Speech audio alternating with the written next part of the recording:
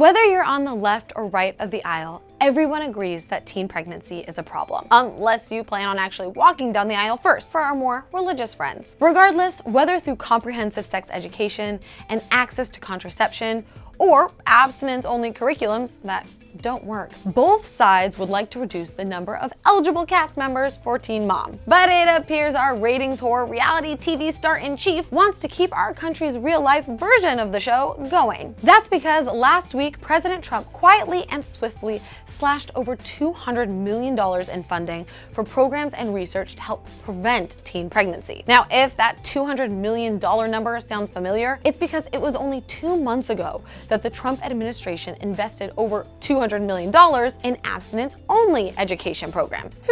Wonder how they balanced the budget there. Health Secretary and reliably anti-woman stalwart Tom Price, along with the contraception skeptic, I didn't know that condoms were a conspiracy theory, head of public affairs for the Department of Health and Human Services, Teresa Manning, notified 81 programs that the 5-year grants they received back in 2015 would expire next year, 2 years short. These programs from organizations like Johns Hopkins University and Chicago's Department of Public Health were working to help young women avoid unintended pregnancies through evidence-based research and evaluation. They worked to prevent teen pregnancy, but also curtailed the incidence of sexually transmitted infections and risky sexual behaviors to create a healthier youth population with greater opportunities for achievement and success. And they were on the right track. Even though America's teen pregnancy rate is higher than any other Western developed country, the birth rate fell by 8% from 2014 to 2015 among women ages 15 to 19. And the CDC attributes this trend to increased use of contraceptives,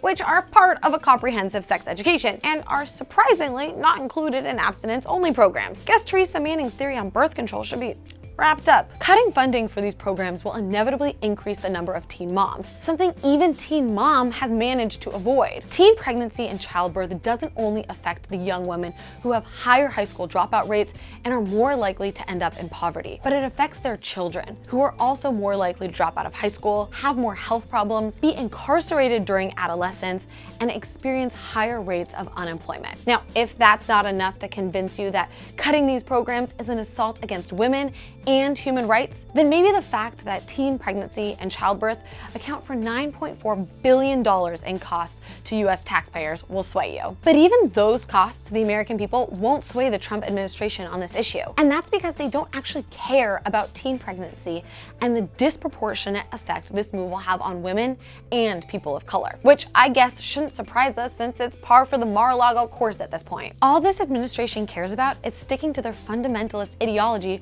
which allows them to ignore the scientific evidence that these programs work, unlike abstinence-only education. Not to mention that considering the dramatic upside of improving the lives of countless Americans and the size of the federal budget, that $200 million is little more than a drop in the bucket. But I guess that's one more ball that Trump is willing to drop in truly making America great again. Thanks for watching TYT. Wear a condom and follow me at Hannah Cranston.